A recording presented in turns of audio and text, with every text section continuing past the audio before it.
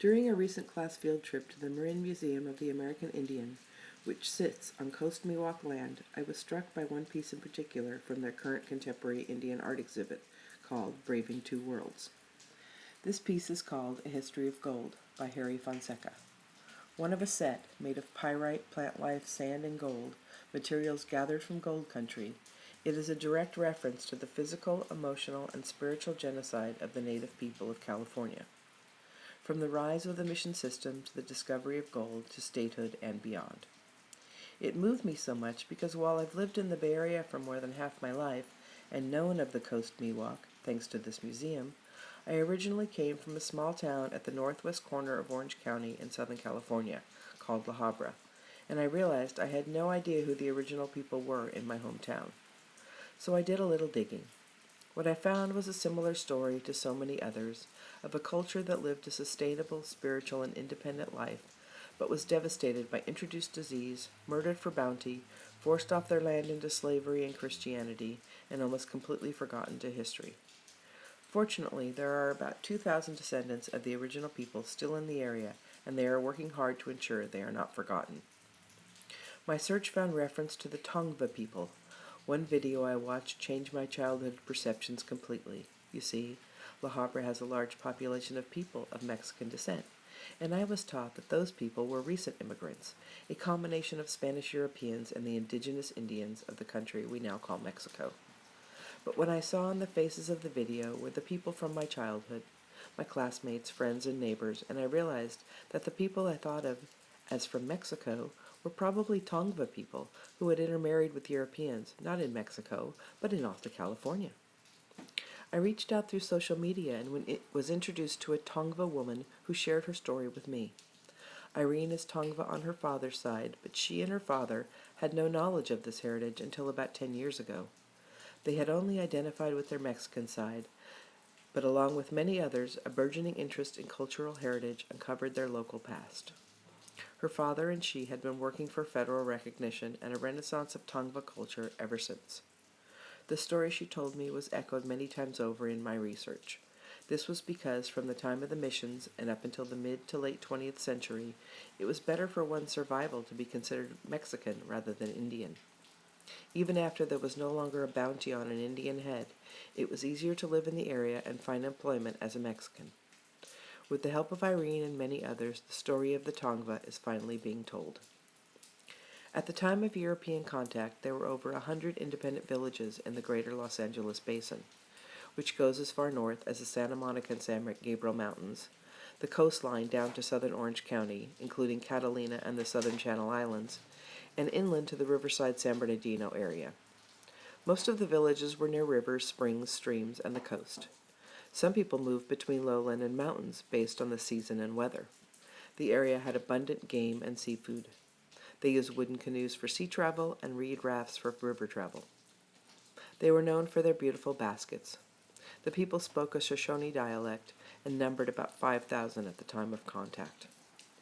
The original name of the people is lost, but they became known as the Gabrielinos after the area was under the jurisdiction of the San Gabriel Mission. Today, they are most commonly called the Tongva, although it must be noted that some argue with that name and say it is made up.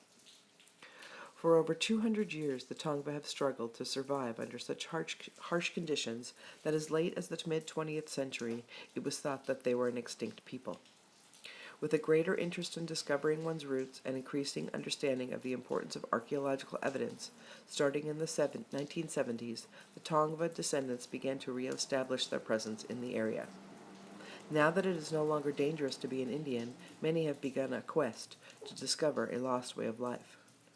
Today, after decades of social activism, there are signs that the Tongva are beginning to get recognition as the original people of the area. As they gradually began to identify themselves openly, they found that many had secretly kept their identities, language, sacred sites, and customs alive.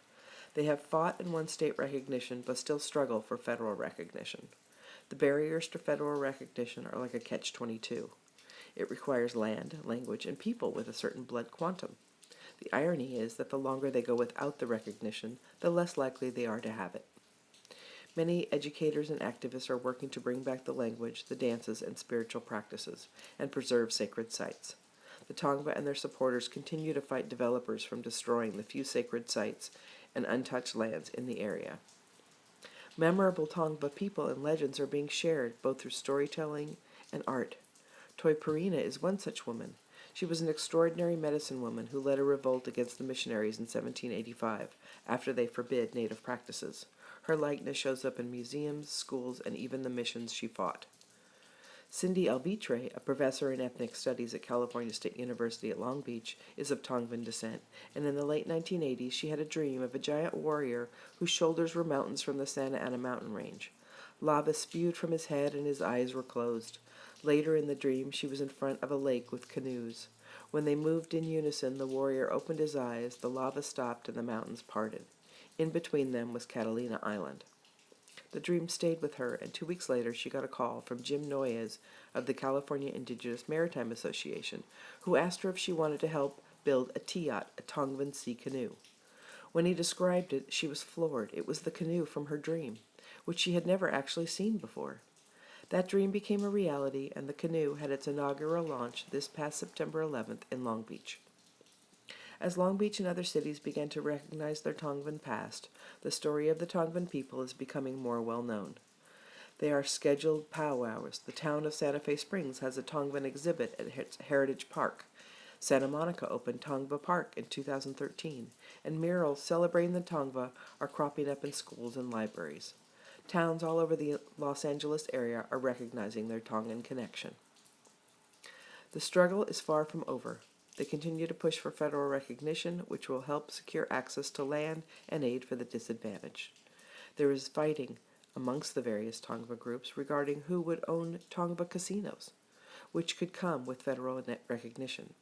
Casinos have helped other tribes bring economic development and alleviate the abject poverty that afflicts such a huge percentage of indigenous people. Regardless of the current struggles, one thing is for certain: the Tongva people continue to live in their ancestral homeland and are definitely not an extinct people.